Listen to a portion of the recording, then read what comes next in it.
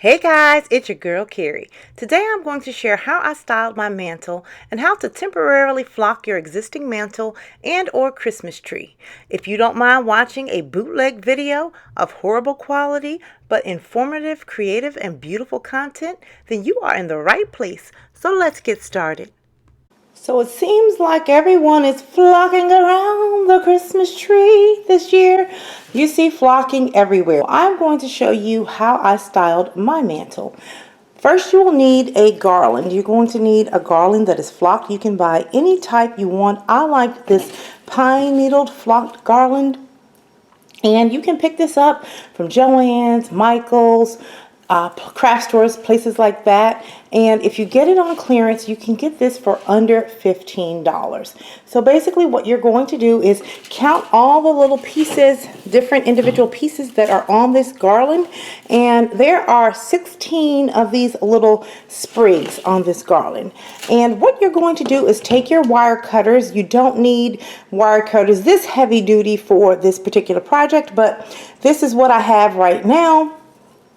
And you're going to go in to each one of the little sections and cut right there. Just cut off each of the branches and leave a little bit so that you could use the end of it as a pick.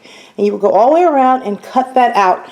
And you're also going to cut out the pine cones should your garland have pine cones. This one is actually attached in by wire. We can just pull that out and it has a little bit of frosting on that. So basically once you cut it up, they're going to look like this. You're going to leave a little edge so you can use that as your pick edge to stick into your Christmas tree or your mantle. So then you will collect all your little sprig pieces and throw them in a bucket. And you would move on to the next step. So if you've been following me for a while and saw my mantle video that I did about 3 years ago, you will know that I used just a basic board from a piece of lumber and I attached just plain old greenery to the front of that board, and then I can style it whatever way I want to style for that particular year. So we start off with just a plain green board with some random greenery attached to it. You're going to assess the size of your mantle. Don't mind those cords, they're just there for now. I'm going to, fix that. But once you get the size of your mantle, you're going to visually divide it in half. For me, in half is that center point where you see the molding that goes into like a trapezoid shape. I know that's my middle. So you want to make sure that you have at least 8 of the sprigs to the left and you want to have the other 8 to the right so that you could have a balance throughout the entire mantle scape.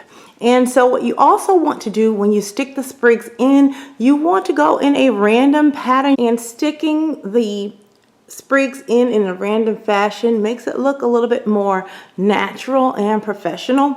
So you would just take the sprigs, for example, like this one, and just, shove them in. And you step back and you look and you shove them in. And when you're finished, you'll come back with the pine cones. Remember the pine cones that we cut off the sprig that had the little shimmer on it, the glimmer? You're going to just randomly place those as well. And again, you're not going to place all the pine cones in the same direction.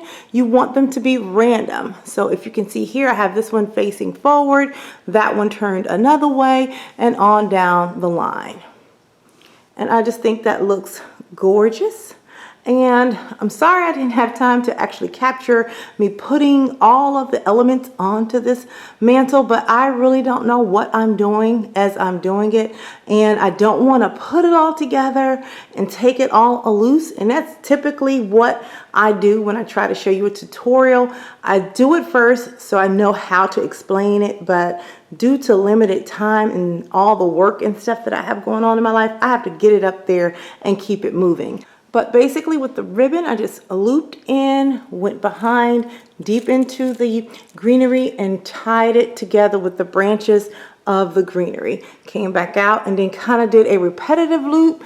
It has some symmetry, but it's not consistently straight all the way across. And I think that gives it such a nice, look. Then in the middle of my mantle, as you can see, I have this spray or this sprig of picks. And the other spaces do not have that, because what I'm going to do, I haven't figured out yet, but I will figure it out in the next couple of days. I want to put something here that's going to make everything pop. So I don't have that yet. I don't know what that is. I just creatively come up with things, but in that centerpiece between those two sprigs, I am going to add my centerpiece. And then let's take a look up top. You guys seen those finials. In order to balance out your mantle, you want to make sure that you have some height. You want to take into account the scale and size and height of your overall fireplace. And here I have those tall gold finials at either end of the fireplace. And then I came in and did these DIY apothecary jar type candles. And next to that, I added a bling fir tree. And coming on down here, I think these are so adorable. These deer represent our family. If you don't know, I love, love, love deer. And these deer right here are just so soft, dainty, and elegant and sweet. Normally my deer are more masculine, but we went with more of a feminine touch, so Dad loses out this year. And I purchased 4 of them just to represent our family. So we have the 2 children and the mom and dad at the top. And these I picked up from Michael's, and they were on 70% off clearance. And then on the opposite end, we have the exact same setup, with the exception in our apothecary jar, I did something a little bit different with the candle.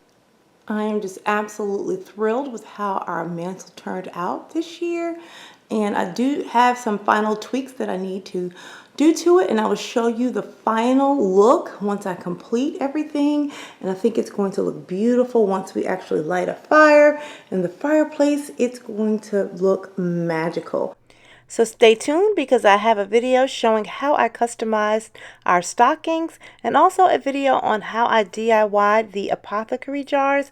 And I also have a video on start to finish how to make your staircase garland look expensive. So until next time, I'm going to keep calm and carry on. Bye guys.